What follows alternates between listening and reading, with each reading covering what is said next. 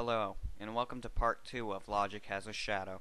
For those of you just joining us, I'm celebrating Shadow the Hedgehog the video game's 5th birthday by doing commentaries on other people's reviews on it and why they think it's so bad.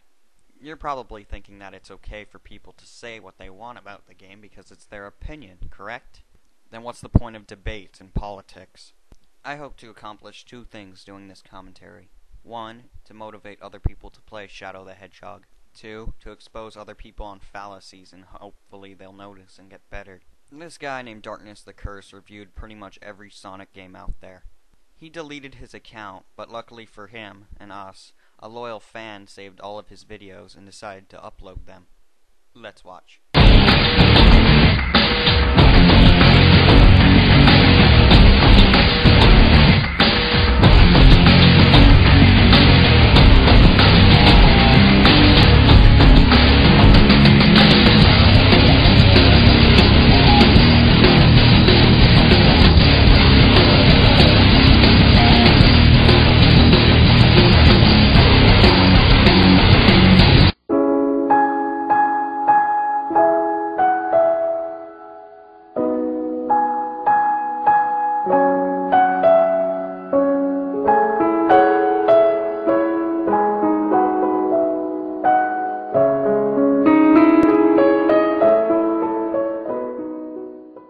I know my intro was long, but at least it had a purpose to it. Why did you have to show the first 30 seconds or so of the video game? Before I actually begin this review and dwell into the actual game of Shadow the Hedgehog, I had to point something out to a few people. Two things. First off, you might have noticed some flickering in this video. That's V-Downloader. I tried fixing it, but just like CGS Zero's review, I decided to stop caring because I'm doing a commentary. I'm not trying to make his video look good. Second, the green text. As you watch this review, you'll notice that the green text is not Darkness the Curse. It must have been the Darkness Archives that put that up right before he uploaded the video. For the sake of simplicity, I'm going to name the guy who keeps putting up the green text Archie.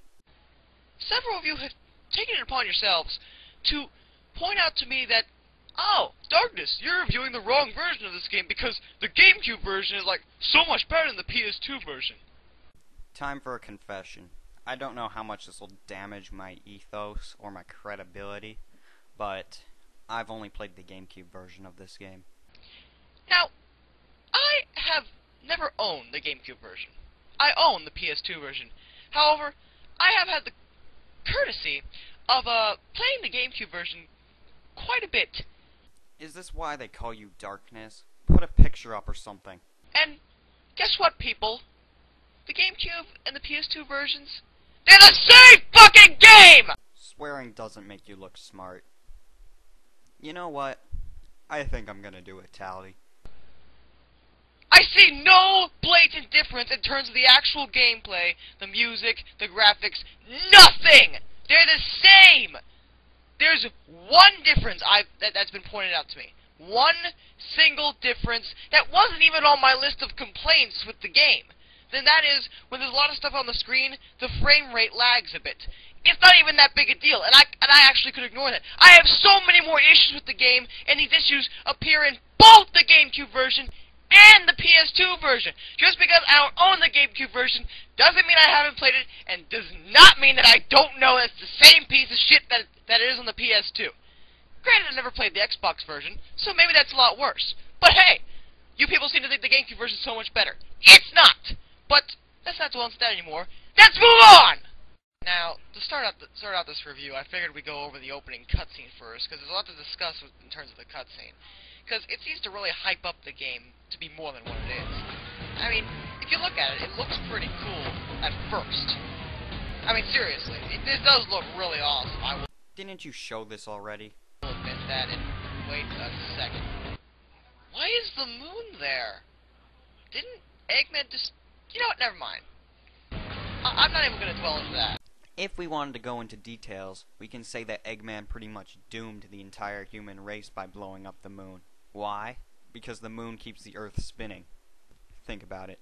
That's just a small technical thing that really should not be there, because Eggman destroyed the moon in Sonic Adventure 2, but whatever.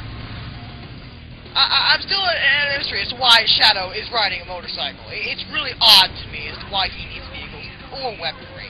For those that clicked the video response to Darkness the Curse's review, you probably haven't seen my other commentary on a guy named CGS0. I previously mentioned him.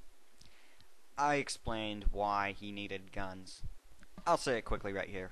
Identity. But, as I said before, the opening cutscene hypes up everything. It just shows you all this stuff that makes the game look like it's gonna be so cool.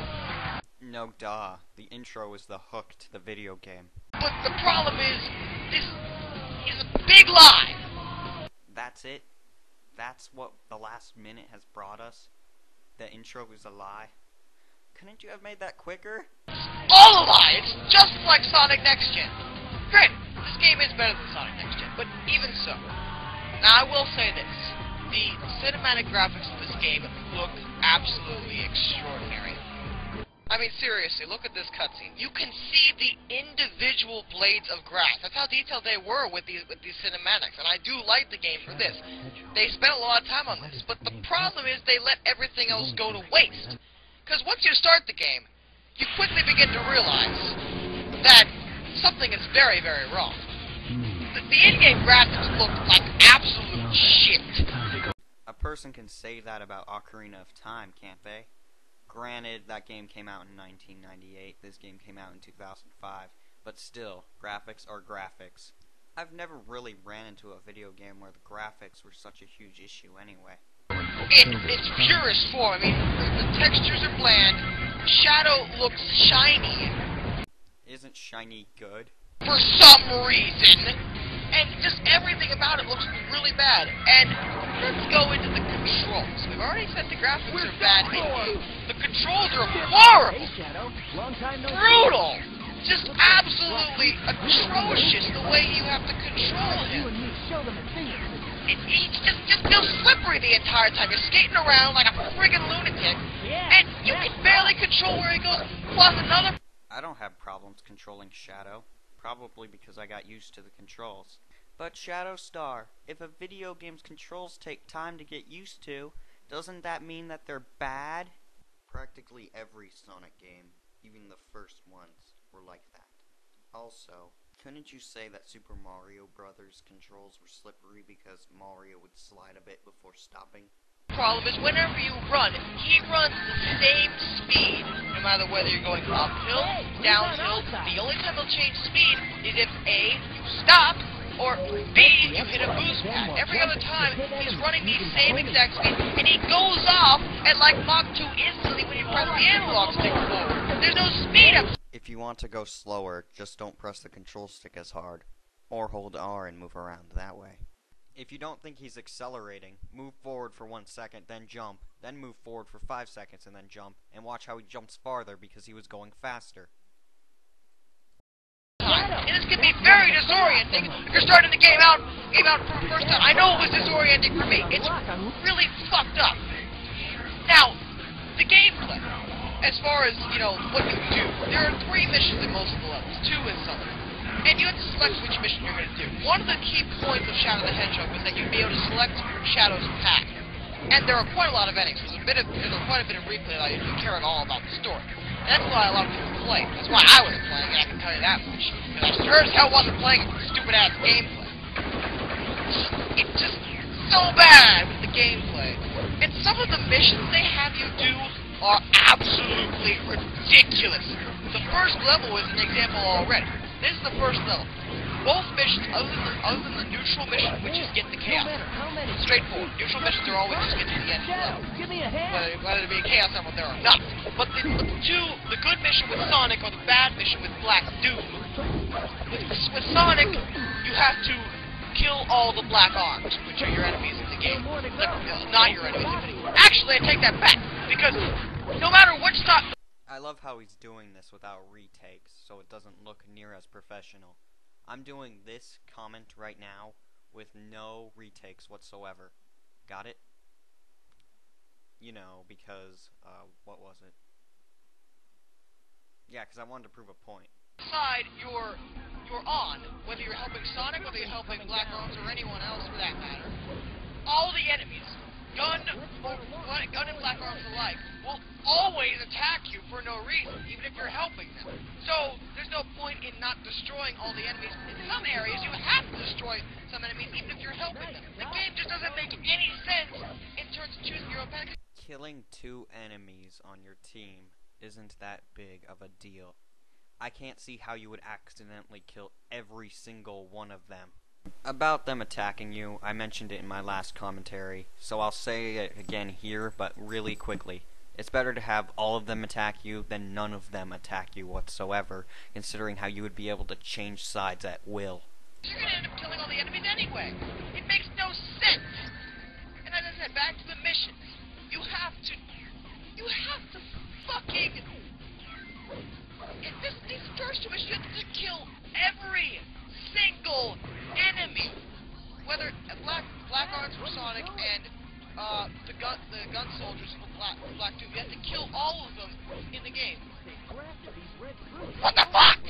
There is no reason for such a stupid mission, and that's not even the worst. Hate to nitpick, but there is actually one more gun soldier in Westopolis than the amount you're required to kill. Second, you're acting like this is a big deal when they put arrows on top of the guy, so you know that you're supposed to kill them. Let's move on to some other retarded mission they have to do. There's a mission with Tails where you have to, get this, you have to collect rings! And the rings! They couldn't come up with anything better than that! Superman 64 came out of nowhere. Other Sonic games, such as Sonic Adventure 2 Battle, had more than just one collect the rings mission, so why aren't you complaining about that? If you ask me, I'm surprised they didn't put more of those missions in the game. Be a bit more creative, Sega! Seriously! I mean, granted, some of the missions are a bit creative, but most of them are either repeated from past levels, or they're just plain retarded. And speaking of levels, some of these levels are so brutal in terms of their design. I can't even begin to describe it. This city level is perhaps the worst level in the game for 2 main reasons. Reason number 1, the missions they have you do. Black Doom wants you to detonate 5 giant bombs to destroy the city. Knuckles wants you to get rid of all these little bombs in the city to prevent the city from being destroyed. Both of which are really dumb and really annoying for the reason that, besides the fact you're fighting the controls all the way doing these, you have to figure out what they want you to do, and Knuckles doesn't like to explain stuff to you for some reason. He explains on the way. We've got to get rid of these bombs. Hey, that thing looks like it can suck things up. Hey, it's sucking up the bombs. Let's try that. And the other reason is that this level is so poorly designed. I mean, you skate around all over the place, run, shoot, do all this stupid shit, and then you end up back in the same place you just fucking were 2 minutes ago! A level that doesn't have a goal ring? Oh my god, someone call the FBI! To the vaults, everyone! To the vaults! This level you can actually accidentally backtrack. There is no excuse for such a stupid thing in a level. I cannot believe it! Shadow has several modes of attack. Whoa, deja vu. Mission with Sonic or the bad mission with Black Doom. With Sonic, you have to kill all the game. You already know about the guns, which we'll go over in a second. But one thing I want to discuss is his melee attacks. He has the homing attack, obviously, but one of his things is that there's a melee move you can use to punch and kick your opponents. This is the most useless thing in the entire game. Well, no, not quite as useless as the vehicles, which are far, far worse. But the melee attack, there's just no point in using it when you already have the homing attack. Then don't use it. It's not that big of a deal. I mean, if they made it decent and deliver a lot of damage, yeah, it'd be useful. The problem is that it delivers almost no damage, and there's no reason you would ever use it unless you're bored out of your mind. There's also vehicles in the game, most of which serve only to waste your time. Here's a quick list I made. 6 to 2. There is no reason for these. They control like shit. Their only use is to avoid taking damage while you run into everything. And I mean everything, because controlling these vehicles is just so fucking... Because yes, it's hard to hold A and steer.